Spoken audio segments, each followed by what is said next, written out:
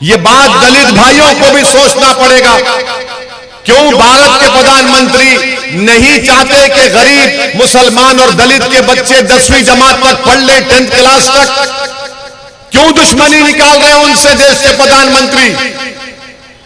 क्यों हमको आप रोकना चाह रहे हैं? हमारे बच्चे, दलितों के बच्चे आसमानों की बुलंदियों तक पहुंचना चाहते हैं पढ़ लिख कर, मगर देश के प्रधानमंत्री नहीं देखना चाहता कि दलित, आदिवासी और अल्पसंख्यक समाज और उसमें मुसलमान के बच्चे 10th क्लास तक पढ़ सकें।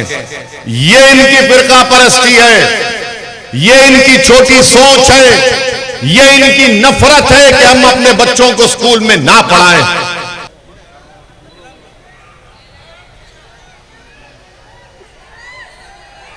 क्या बात है। तो आइए चलते हैं आपके फर्जिल अजीज, आपके चहेते अवैसी साहब से मैं गुजारिश करूंगा कि कुछ अपनी बातें शेयर करें।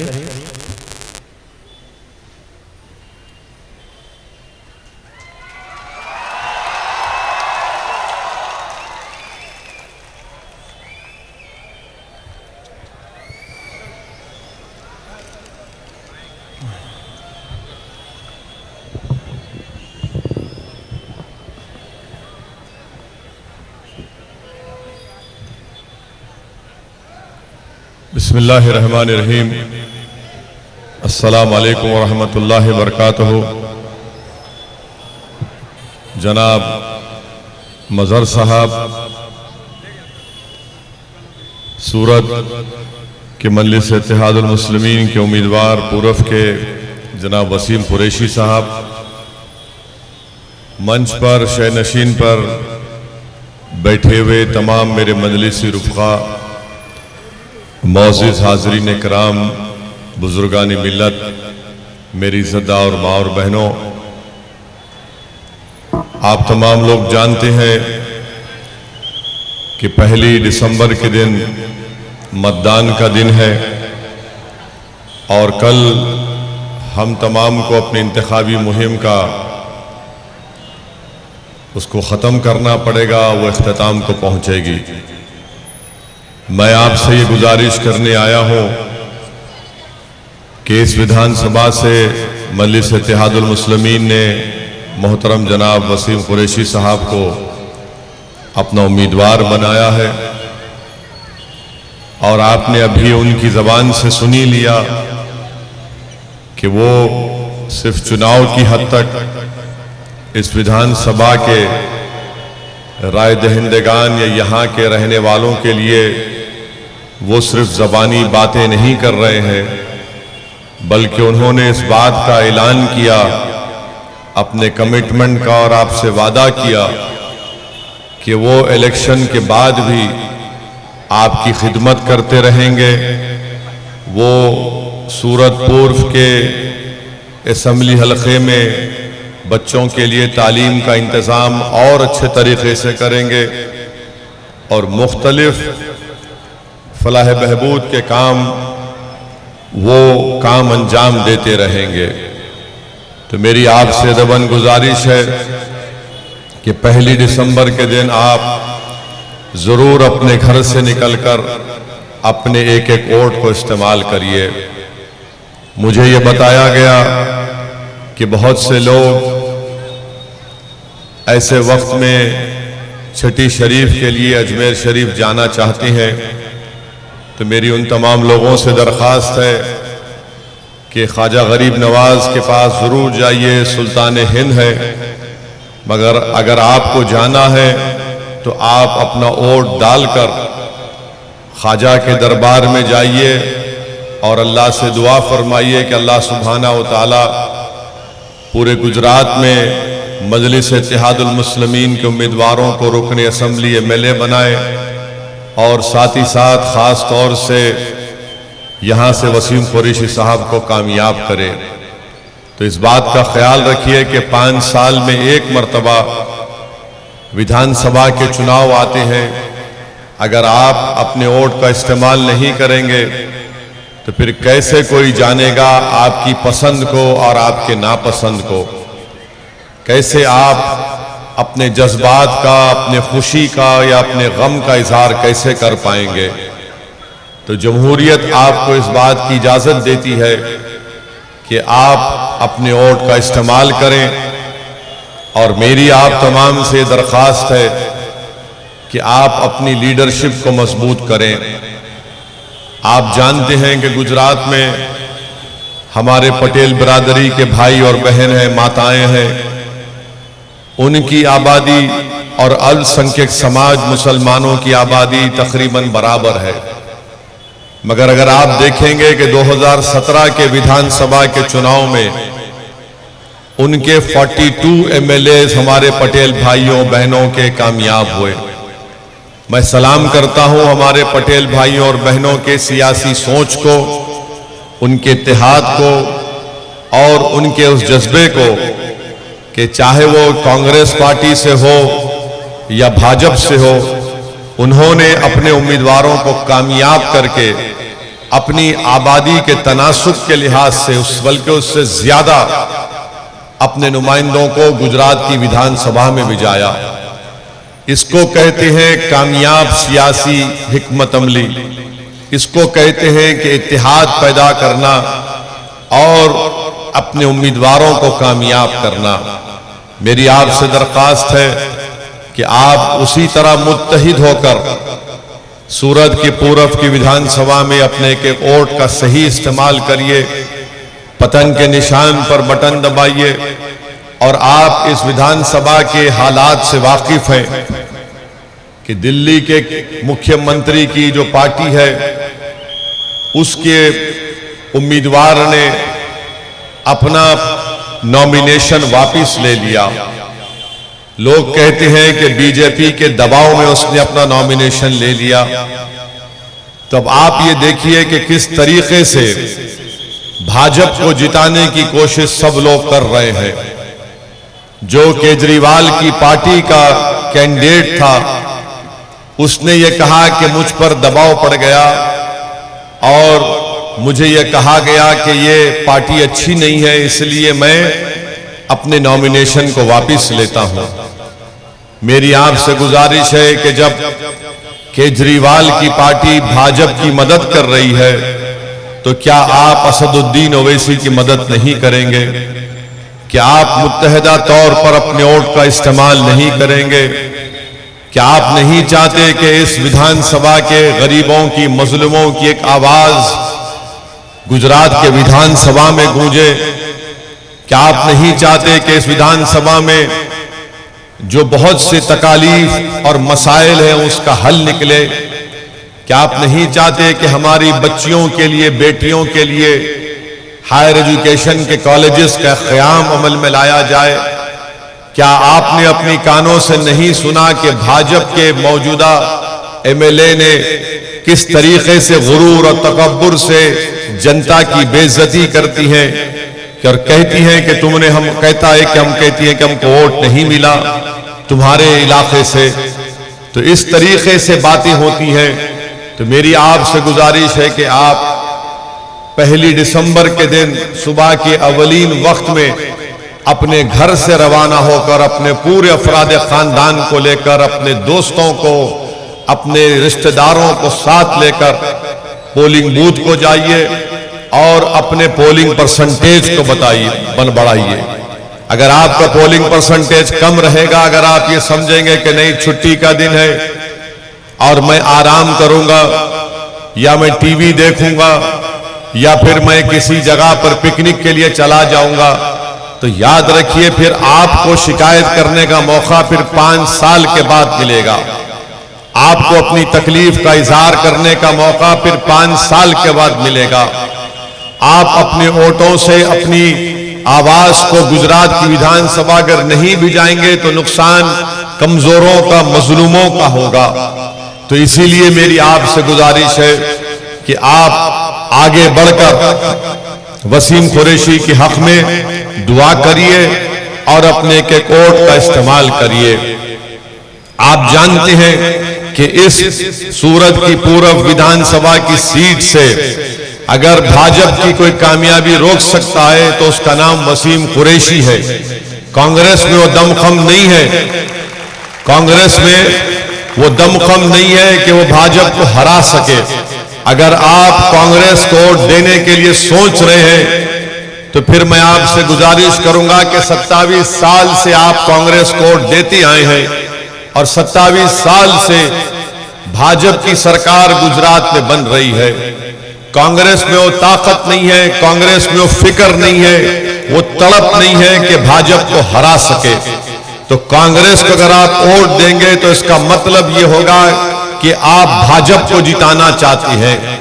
अगर आप मजलिस को वोट देंगे तो आपकी वोट की एक अहमियत दिखकर आएगी, आपके इत्तेहाद की का एक मुजाहरा होगा, आपकी सियासी सोच की कामयाबी होगी, आपके नुमाइंदों की आवाज, आपके नुमाइंदे की आवाज गुजरात के विधानसभा में जाएगी। अगर आप कांग्रेस को वोट देंगे तो फिर याद रखिए, जो महंगाई से गरीब आज उसकी कमर टूट चुकी है, चुनाव के बाद भाजपा और कीमतों में इजाफा करेगी। अगर आप भाजपा को हराना चाहते हैं इसलिए कि पेट्रोल और डीजल की कीमतों में इजाफा हो गया, तो मेरी आपसे गुजारिश है कि आप वसीम कुरैशी को वोट दीजिए। अगर नौजवान जो अपनी बेरोजगारी के लिए फिक्रमंद है, जो नौजवान को नौकरी नहीं मिलती और वो गरीबी से अपने घर के हालात से परेशान है, तो उसको ये सोचना चाहिए कि गुजरात में नौजवानों में बेरोजगारी का तनासुब 20% है, बल्कि 20.21% है। आप बताइए फिर अगर आप मजलिस से हटकर, वसीम कुरैशी से हटकर आप किसी को वोट देंगे तो फिर नौजवानों याद रखो मेरी बात को, कहीं खुदा ना खास्ता बेरोजगारी तुम्हारा मुकद्दर ना बन जाए। अगर आप इस बात के फिक्रमंद हैं कि हमारी बेटियां 8-9 महीने अपने पेट में बच्चे को जब रखकर पैदा करती हैं तो 20% बच्चे कम वजन के पैदा होते हैं, वेस्टेड पैदा होते हैं, स्टंटेड पैदा होते हैं। तो मेरी उन माँ और बहनों से दरखास्त है कि गुजरात में 27 साल से भाजपा की सरकार है और इन बच्चों के लिए जो अपनी मां की पेट से पैदा होते हैं उनके लिए उन्होंने कुछ काम नहीं किया। अगर आप भाजपा के इस बात से नाखुश हैं कि पूरे गुजरात में आपको मालूम कितने सिटी स्कैन की मशीनें हैं, 16 सिटी स्कैन की मशीन है और 8 MRI की मशीन है, और बड़ी बड़ी बातें बीजेपी के लोग करते हैं कि हमने ऐसा कर दिया, फुला बना दिया। कुछ नहीं बनाया। सुपर स्पेशलिटी के डॉक्टर कितने पूछिए भाजपा से, आज 15-16 हजार के करीब सुपर स्पेशलिटी डॉक्टर्स की जरूरत है गुजरात में। कितने काम कर रहे हैं? 20 से कम काम कर रहे हैं। तो कैसे गरीबों का इलाज होगा?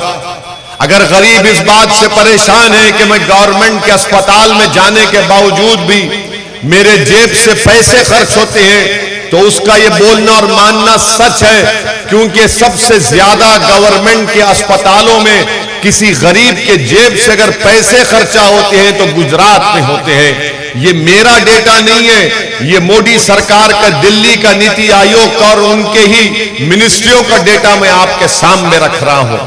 तो मेरे इज्जतदार मां और बहनों, अगर आप ये जानते हैं कि गुजरात में सबसे ज्यादा खून जो कम होता है, सिकल सेल एनीमिया जिसकी बीमारी है, सबसे ज्यादा गुजरात में होता है। वो जिस्म में अटैक करता है ताकि जिस्म में खून नहीं बनता। अगर आप इससे फिक्रमंद हैं तो फिर क्या भाजपा को या कांग्रेस को या आजाद उम्मीदवारों को वोट देकर अपना वोट जाय करेंगे? सबसे ज्यादा सिकल सेल एनीमिया की बीमारी गुजरात में है और भाजपा बोलती है कि 27 साल से हम सत्ता में हैं।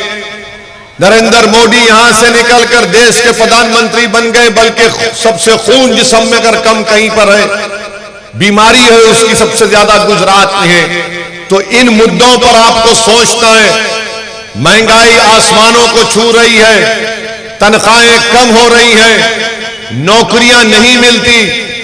ऐसे दौर में अगर आप चाहते हैं कि नरेंद्र मोदी सरकार को एक पैगाम दिया जाए कि हम तुम्हारी गलत पॉलिसियों से परेशान हैं, गरीब गरीब हो रहा है और दौलतमंद दौलतमंद होता जा रहा है, तो इसीलिए मेरी आप तमाम से अपील है कि अच्छा सोच समझकर फैसला लीजिए। इस विधानसभा से मुकाबला सिर्फ मजलिस का और भाजपा का है। अगर भाजपा के एमएलए की कामयाबी को रोकना है तो आप तमाम को मिलकर वसीम कुरैशी के हक में अपने वोट का इस्तेमाल करना पड़ेगा।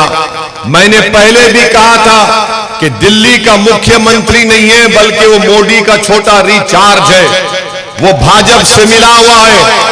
तो लोग हंसते थे मगर यकीन नहीं करते थे, मगर आपने देख लिया कि चुनाव से पहले वो अपना नॉमिनेशन वापस ले लेता है, क्योंकि भाजपा नहीं चाहती कि यहां से वसीम कुरैशी कामयाब हो जाए।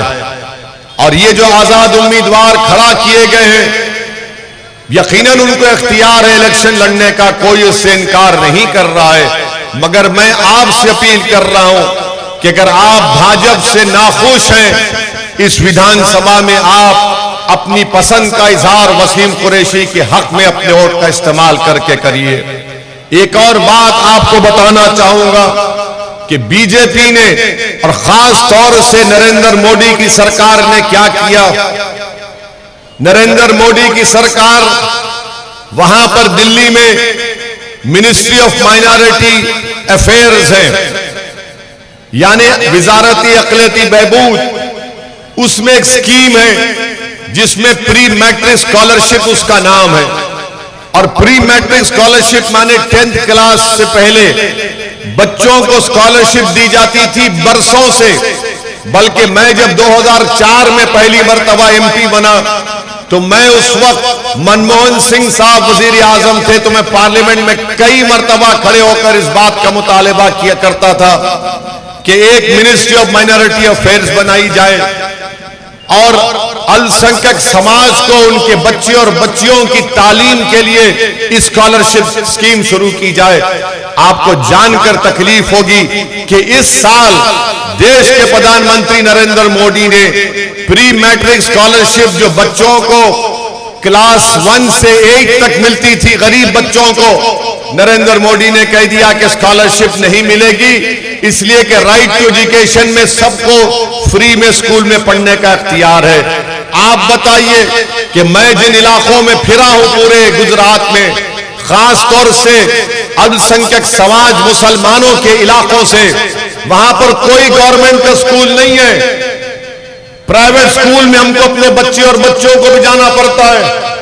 तो भारत के प्रधानमंत्री को यह बात पसंद नहीं आई कि अल्पसंख्यक समाज के मुसलमान गरीबों के बच्चे प्राइवेट स्कूल में जाकर पढ़ रहे हैं। क्यों पढ़ रहे हैं? क्योंकि एडमिशन लेने के बाद वो दिल्ली की मिनिस्ट्री ऑफ माइनॉरिटी अफेयर्स को एप्लीकेशन देते थे और वो पैसा डायरेक्ट उस स्कूल में जाता था। आज देश के प्रधानमंत्री ने प्री मैट्रिक स्कॉलरशिप को बंद कर दिया यह कहकर कि राइट टू एजुकेशन में फ्री एजुकेशन है। अरे कहां है मुसलमानों की बस्तियों में स्कूल? बताओ मुझे गुजरात में। देखो आप किस तरीके से स्कूल से, प्राइमरी स्कूल के बच्चों को स्कूल की तालीम से महरूम कर रही है भाजपा। और देश के प्रधानमंत्री आकर लंबा लंबा छोड़ते हैं सबका साथ, सबका विकास, सबका विश्वास। देश के प्रधानमंत्री को हम बताना चाह रहे हैं कि आपकी सरकार ने सिर्फ अपना विकास किया, जो हिंदुत्व की आइडियोलॉजी को मानता उसी में आपका विश्वास है। आपने सबका विनाश किया और अपना विकास कर दिया देश के प्रधानमंत्री। आप बताइए कि गरीब बच्चे जो गवर्नमेंट के स्कूल नहीं है तो मां बाप में फिक्र होती है कि मैं अपनी बेटी को, अपने बच्चे को पढ़ाऊं। अगर गरीब भी होता है, पंचर की दुकान पे काम करता है या लेबर होता है, बोले कम से कम मेरा बेटा बेटी 10वीं जमात तक पढ़ ले। प्राइवेट स्कूल में डालता है स्कॉलरशिप के पैसे, उसको नहीं आते, स्कूल के आते हैं अकाउंट में। देश के प्रधानमंत्री की सरकार ने प्री मैट्रिक स्कॉलरशिप को बंद कर दिया और ना सिर्फ अल्पसंख्यक समाज के लिए बल्कि दलितों के बच्चों को भी बंद कर दिया। ये बात दलित भाइयों को भी सोचना पड़ेगा। क्यों भारत के प्रधानमंत्री नहीं चाहते कि गरीब मुसलमान और दलित के बच्चे 10वीं जमात तक पढ़ ले, 10th क्लास तक? क्यों दुश्मनी निकाल रहे हैं उनसे देश के प्रधानमंत्री? क्यों हमको आप रोकना चाह रहे? हमारे बच्चे, दलितों के बच्चे आसमानों की बुलंदियों तक पहुंचना चाहते हैं पढ़ लिख कर, मगर देश के प्रधानमंत्री नहीं देखना चाहता कि दलित, आदिवासी और अल्पसंख्यक समाज और उसमें मुसलमान के बच्चे 10th क्लास तक पढ़ सकें। ये इनकी फिरका परस्ती है, ये इनकी छोटी सोच है, ये इनकी नफरत है कि हम अपने बच्चों को स्कूल में ना पढ़ाएं। मेरी इज्जतदार मां और बहनों, बरसों से मिल रहे पैसे सिर्फ इस साल बंद कर दिया गया है। आप जाकर पूछिए, उन स्कूलों में पूछिए जो बच्चों ने अप्लाई किए थे, रो रहे मां बाप फोन करके मुझसे बात करके, बोल रहे हैं कि कैसे हम अपने बच्चों को पढ़ाएंगे। ओवैसी साहब ऑटो ड्राइवर है, कह रहा है कि मैं कैसे पढ़ाऊंगा अपनी बेटी को, मैं ऑटो की कमाई से अपनी बच्ची को प्राइवेट स्कूल में तो नहीं पढ़ा सकता। उस स्कॉलरशिप के थोड़े पैसे आते थे, मेरी बच्ची के कपड़े बनते थे, हम खाना खिलाते थे, उसके किताबें खरीदते थे उससे। ये भाजपा का असली चेहरा है। इसीलिए मेरे अजीज दोस्तों और बुजुर्गों, मेरी आप शदमन गुजारिश है कि आप 1 दिसंबर के दिन वसीम कुरैशी की आंख में पतंग के निशान पर वोट लगाइए।